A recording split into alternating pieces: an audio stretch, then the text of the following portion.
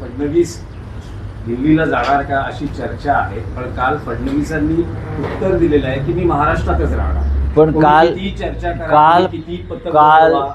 पतंग बघा, हे राजकारणामध्ये पतंग उडवणं, चर्चा होणं या गोष्टी स्वाभाविक आहेत. काय म्हटले काल ते, मी पुन्हा एकदा म्हटलं इथं राहणार आहे ना. आणि त्यांचं असं म्हणणं आहे रिकाम टेकड्यांना काय चर्चा करायची बरोबर ती करून आहे. द्या. आता प्रधानमंत्री रिकाम टेकडे आहेत का मला सांगा जरा. प्रधानमंत्र्यांनी काल त्यांना एकदा परत सांगितलं तुम्ही मानसिकता तयार करा दिल्लीत येण्याची. आता ते प्रधानमंत्री साहेबांना रिकाम टेकडे कसं म्हणून चालेल ना. त्यांना दिल्लीला त्यांची गरज आहे. जरी देवेंद्रजींना दिल्लीची गरज नसली, आवड नसली, तरी राष्ट्र त्यांना बोलावत आहे भारतीय जनता पक्षाच्या भाषेमध्ये. नेशन फर्स्ट, राष्ट्र प्रथम आहे ना, ते राष्ट्र त्यांना साथ घालत आहे. कारण दिल्लीमधलं जे कॅबिनेट आहे अत्यंत कमकुवत आहे, ढिसाळ आहे, गचाळ आहे, अकार्यक्षम आहे, हे तुम्ही पाहिलं. आणि प्रधानमंत्री वारंवार आता ज्या काही गोष्टी करू इच्छित आहेत जंतर मंतरच्या प्रकरणानंतर, त्यांना एक उत्तम कॅबिनेट बनवायचं आहे आणि त्यासाठी त्यांना देवेंद्र फडणवीस यांची आवश्यकता आहे असं ते सांगतात, त्यांच्या सहकाऱ्यांना सांगतात. आणि कालसुद्धा 100% त्यांनी देवेंद्रजींना सांगितलेलं असणार. मग ते रिकाम टेकडे आहेत का? देवेंद्रजी हळूहळू इकडलं काम आवरतील आणि दिल्लीत जातील. आवरावर करावे लागते ना घर, जेव्हा आपण बदलतो. आता महाराष्ट्रातून अनेक लोक दिल्लीला गेलेले आम्ही पाहिलेले आहेत. यशवंतराव चव्हाणांपासून विलासराव देशमुख असतील, शंकरराव चव्हाण असतील, गोपीनाथराव मुंडे असतील. मग मूळ घर आवरावं लागतं, त्याला थोडा वेळ घ्यावा लागतो, स्थिरसावर करावं लागतं, आपापल्या माणसांची व्यवस्था करावी लागते, कुटुंबाची व्यवस्था करावी लागते. पण देवेंद्रजींना राष्ट्र साथ घालत आहे. आणि ते जे म्हणतात मी इथेच राहणार, तुमची खूप इच्छा असेल पण तुमच्या आजूबाजूचे लोक तुम्हाला ढकलत आहेत, त्याचं काय? तुमच्या आजूबाजूचे लोक तुम्ही दिल्लीत जावं यासाठी देव पाण्यात घालून बसलेले आहेत. मी चांगल्या भावनेने बोलतो आहे, आमच्या सद्भावना आहेत, आमच्या त्यांच्याविषयी सद्भावना आहेत की महाराष्ट्रातल्या नेत्यांना राष्ट्राचं नेतृत्व करावं, हे आमच्या सद्भावना आहेत. पण जे तुमच्याबरोबर आहेत ते त्यांच्या सद्भावना नाहीत, ते कधी एकदा दिल्लीत जात आहेत आणि कधी एकदा आम्ही बसतो आहे. असे बरेच लोक आहेत. जसे ते देवेंद्रजी प्रधानमंत्र्यांना भेटतात तसे काही लोक अमित शहाना भेटतात जाऊन सारखे. आता त्यांना तुम्ही दिल्लीत घेताय, आता तरी माझं करा. हे मला माहिती आहे, यांच्यापेक्षा दिल्ली मला जास्त माहिती आहे कुठे काय आहे ते. जसे राऊत साहेब, फडणवीसांचं एक विधान होतं जे अत्यंत प्रचलित आणि प्रसिद्ध झालं, ज्यात ते म्हणायचे की मी पुन्हा येईन. हो हो, सारखं म्हणायचे मी पुन्हा येईन आणि ते पुन्हा आले. नाही. आता ते म्हणतात की मी इथेच राहीन. इथेच राहीन म्हणजे तिथेच राहणार नाहीत. ते जेव्हा म्हटले मी पुन्हा येईन तेव्हा ते पुन्हा आले नाहीत, लक्षात घ्या. ते जेव्हा म्हणत होते मी पुन्हा येईन तेव्हा ते पुन्हा आले का? नाही, ते पुन्हा आले नाहीत. त्यांना पुन्हा येण्यासाठी शिवसेना फोडावी लागली, राज्यपालाला इकडला मॅनेज करावं लागलं, 50-50 कोटीला माणसं विकत घ्यावी लागली, एकनाथ शिंदेना लालच द्यावी लागली मुख्यमंत्रीपदाची. मुख्यमंत्री म्हणून शिंदे आले, ते नाही आले. तेव्हा त्यांचं जे म्हणणं आहे मी असं म्हणालो आणि ते पुन्हा आले नाहीत. पण मग मी इथेच राहीन यासाठी त्यांना काय करावं लागेल? नाही, ते इथेच राहणं अवघड आहे. मी काय आम्ही त्यांच्या वाईटावर टपलो नाही, उलट ते आम्हाला इथे हवे आहेत. पण त्यांना राष्ट्र साथ घालतंय ना, राष्ट्र पुकारते, राष्ट्र की पुकार आहे. एक म्हटलं की 21 तारखेला केंद्रीय मंत्रिमंडळाचा विस्तार. बघा, देशाच्या पंतप्रधानांना आणि राज्याच्या मुख्यमंत्र्यांना एखाद्या मंत्र्यांना सामावून घेण्यासाठी, मंत्रिमंडळात फेरबदल करण्यासाठी, विस्तारासाठी 1 तास ही पुरेसा असतो. आता 4 मंत्री घेतलेत म्हणून 5वा घ्यायचा नाही 2 दिवसांनी असं काय संविधानात लिहिलेलं नाही. एक राष्ट्रपतीला किंवा राज्यपालाला पत्र पाठवायचं असतं, त्यांना शपथ द्यायची, असे पूर्वी झालेले आहेत कार्यक्रम. त्याच्यामुळे मला माहिती आहे सगळं. नाही, पण शक्यता आहे की धर्मेंद्र प्रधान यांचं कमबॅक होऊ मला शकतं. माहित नाही समजा त्याच्याविषयी. जर रिशफल झालं काही बघा, धर्मेंद्र प्रधान हे त्यांच्या शिक्षण खात्यामध्ये उत्तम प्रकारे काम करू शकले नाही, त्याच्यामुळे या देशामध्ये एक आंदोलन त्यांच्या विरोधात उभं राहिलं आणि म्हणून त्यांना त्या दबावाखाली प्रधानमंत्र्यांना त्यांचा राजीनामा घ्यावा लागला आणि त्या राजीनाम्याला अद्याप 1 महिनाही पूर्ण झालेला नाही. अशा वेळेला धर्मेंद्र प्रधान यांना परत घ्यायचं असेल तर देशातल्या युवकांच्या मानसिकतेचा विचार करावा लागेल. त्यांना कोणतं खातं तुम्ही देणार आहात काय? शेवटी हा त्या प्रधानमंत्र्यांचा अधिकार आहे. प्रधानमंत्र्यांना जर तरुणांच्या जखमेवर मीठ चोळायचं असेल आणि वातावरणाचा परत भडका उडवायचा असेल तर प्रधानमंत्री हे करू शकतात, भारतीय जनता पक्ष हे करू शकतात. पण एक जेनझींचं आंदोलन आणि आता 7 राज्यांच्या निवडणुका दृष्टिक्षेपात आहेत, ज्यात सगळ्यात मोठी निवडणूक उत्तर प्रदेशाची. बरं, त्या पार्श्वभूमीवर भाजपमध्ये काही अंतर्गत फेरबदल झालेले आहेत. नितीन नवीन यांची नवी टीम समोर आली आहे, ज्यात बरं. महाराष्ट्रातले 3 चेहरे आहेत. विनोद तावडेंना पुन्हा सरचिटणीस केलं गेलेलं आहे, भारती पवार उपाध्यक्ष आहेत, पियुष गोयल यांना खजिनदार केलेलं जे आहे. मोजके संघटनेच्या दृष्टीनं शहाणे लोक मी त्या टीममध्ये बघतो आहे, त्याच्यात विनोद तावडे आहेत, ज्यांनी संघटनेचं प्रदीर्घ काळ काम केलेलं आहे, अखिल भारतीय विद्यार्थी परिषदेपासून. असे इतर काही लोक असू शकतात, म्हणजे मला माहिती आहेत संघटनेतले लोक आहेत. आता राष्ट्रीय अध्यक्ष जो असतो कोणत्याही पक्षाचा, तो त्यांची एक टीम नवीन बनवतो आणि त्यांच्याबरोबर काम करतो. जशी JP नड्डाजींची होती, त्याच्या आधी व्यंकय्या नायडूंची असेल. आपापल्या पद्धतीनं लोक काम करतात, त्याच्यावरती आपण मत व्यक्त करणं बरोबर नाही. त्याबरोबर दिल्लीत सुप्रीम कोर्टामध्ये आज परत सुनावणी होती. आज आमचा युक्तिवाद संपेल. आज कपिल सिब्बल, त्यानंतर अर्धा पाऊण तास देवदत्त कामत, हे 2 वरिष्ठ आमचे जे वकील आहेत, ते आज आमचा युक्तिवाद संपवतील आणि त्यानंतर समोरचे जे लोक आहेत फुटीर गट, ते वेळ घेतील आणि त्यांचं साधारण 4 ते 5 दिवस त्यांच्यासाठी सुप्रीम कोर्ट देईल आणि मग क्लोज फॉर ऑर्डर राहील निर्णयासाठी.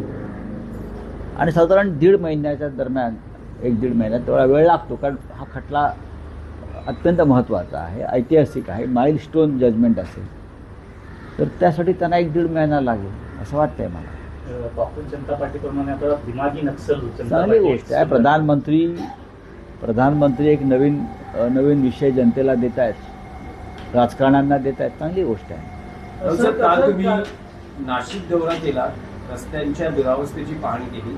उद्या मुख्यमंत्री देवेंद्र फडणवीस नाशिकचा दौरा करतायत. बरं, कुंभमेळ्यांच्या कामाच्या संदर्भातल्या काही तक्रारी किंवा आढावा आहे किंवा कदाचित नाशिकच्या रस्त्यांची दुरावस्था या संदर्भातली त्यांनी माहिती साधारण सरकारी तिजोरीतून 25 ते 30 कोटीचे धनादेश घेऊन जावेत. नाशिकच्या खड्ड्यामुळे जे 12 लोक मृत्यू पावलेले आहेत त्यांना प्रत्येकी 1-1 कोटी रुपये द्यावेत. जे जखमी आहेत त्यांना 50-50 लाख रुपये द्यावेत, अशी आमची मागणी कालच्या मोर्चामध्ये झालेली आहे. देवेंद्रजींना नाशिकमध्ये जायची इच्छा झाली, सुबुद्धी झाली, याबद्दल आम्ही प्रभू श्रीरामाचे आभार मानतो. त्यांनी खरोखर रस्ते बघावेत. मखमलाबाद रोडला जाऊन यावं, ताफा घेऊन जाऊ नये, 2च गाड्या घेऊन जावं, महापौरांना घेऊन जावं आणि आयुक्तांना घेऊन जावं, मखमलाबाद रोडला, त्र्यंबक रोडला जावं आणि या महाराष्ट्रामध्ये आपण काय विकास केला आहे हे स्वतःच्या ह्याच देही ह्याची डोळा पाहावं आणि चेक न्यायला विसरू नयेत. नुकसान भरपाईचे 12 लोकांनी नाशिकमध्ये, तुम्ही दत्तक घेतलेल्या नाशिकमध्ये फक्त खड्ड्यामध्ये जीव गमावलेले 12 आणि 50च्या पेक्षा जास्त लोक हे कायमचे जायबंदी झाले आहेत. याला आम्ही 302चा सदोष मनुष्यवधाचा गुन्हा मानतो. महापालिकेचा महापौरांवरती आणि आयुक्तांवरती आणि कुंभमेळा आयुक्तांवरती हे गुन्हे दाखल होणं गरजेचं आहे. त्याशिवाय या महाराष्ट्राला शिस्त लागणार नाही. चला. एक महत्त्वाचा प्रश्न. कालच्या परभणी विभागाच्या गडकरीतल्या कार्यक्रमामध्ये दोन गोष्टी झाल्या.